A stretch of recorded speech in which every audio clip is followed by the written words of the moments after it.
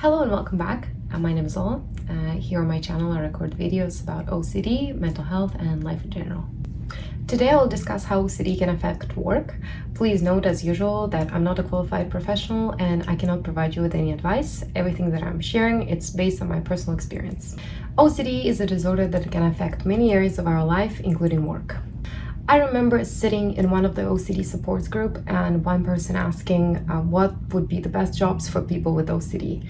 And it made me feel quite sad because I understood that some people with OCD might feel like they're in this box of their disorder.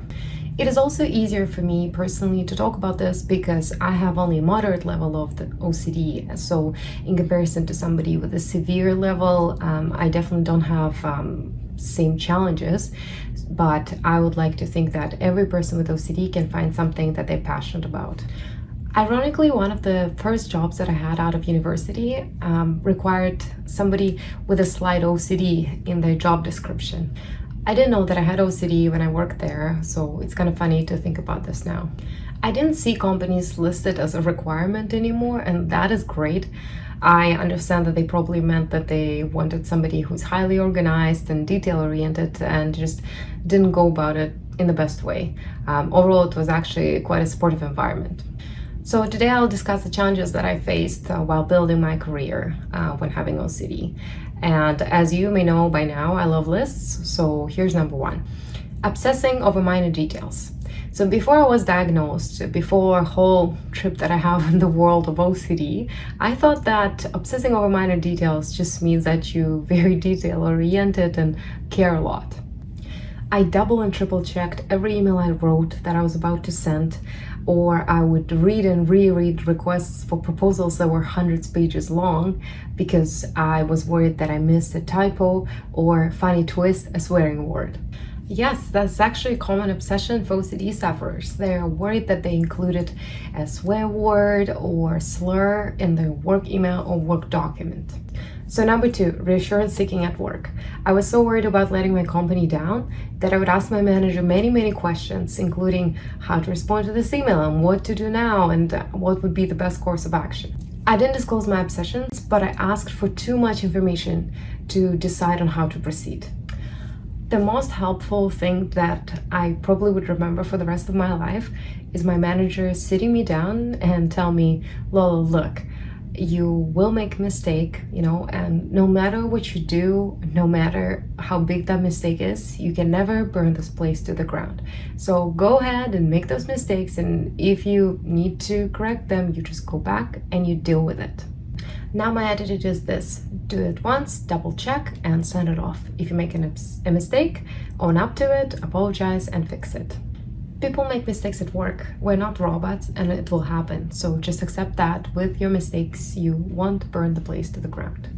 So number three is obsessing over making comments or jokes that would be offensive to people in personal conversations at work. I feel safe in the environments that are transparent and predictable, and work gives me that opportunity. So there are rules, you know what you should do and what you shouldn't do, and you know what is expected of you. OCD is a disorder that makes you second guess your feelings, your values, your thoughts, and your attachments. It always demands certainty, and work can give you that. But there is another part of work that is not performance, and it is your colleagues. Naturally, I'm an extroverted person and I have no issues with starting and continuing conversations with new people. However, OCD really took me for a ride during my career. There were times when I really policed myself and carefully chose words in a very innocent conversation. There were times where I would say something to my colleague and later think that it was absolutely offensive and unacceptable, only to talk to my friend who would say that it was nothing.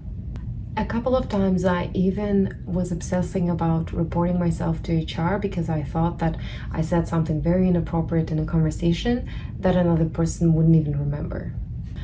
Over time, I realized that it's not a very authentic way to connect with people if you're always policing what you say. It's important to be polite and considerate, of course, but we all can say something stupid, and it's not a punishable crime. Other people don't get to know you and learn who you are if all you're saying is some neutral things. I act more like myself these days and just try to sit with shame and embarrassment if I feel like I said something inappropriate. On another hand, I also realized that some things that I do because of my OCD became quite helpful in my studies and career. One of such things is hyperfocusing when I have control over it. I definitely noticed that when I'm in control of my hyperfocusing, it can really help me at work. I was even told by one of my managers that I don't need to bring my 100% to work every day, and that's just what I do at work. I usually try to complete as many things as I can. I really enjoy completing projects and making lists. I make lists, two of them every day, one for my personal life and one for work, and I really enjoy crossing things off my lists, and in that sense, work feels really rewarding to me. Second, repetitive patterns in productive activities. Another positive factor that I noticed that because my anxiety calms down when I'm doing something repetitively, it could actually be used as a productivity tool. In the past, I've found tasks that are repetitive, like applying for jobs, for example, very relaxing because I was just doing the same thing over and over. At one point, when I was moving to a new city and looking for a new job, I applied to 250 positions. And I was applying to jobs every day, and it really brought me a lot of enjoyment because I was doing something repetitive and productive, as well as solving the issue that I had, looking for a job. And at some point, one of my friends noted that it actually looks like this is my job, to be applying for jobs, and I'm just doing it for fun because I really enjoy it, and they weren't wrong. Overall, I find work to be very rewarding. I really enjoy seeing the results of my and my team's work.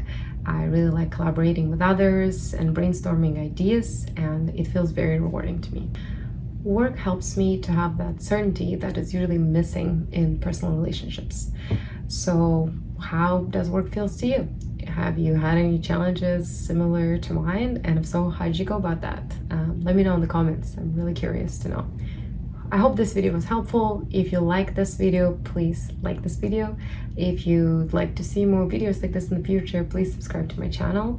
And until then, take care and have a great day.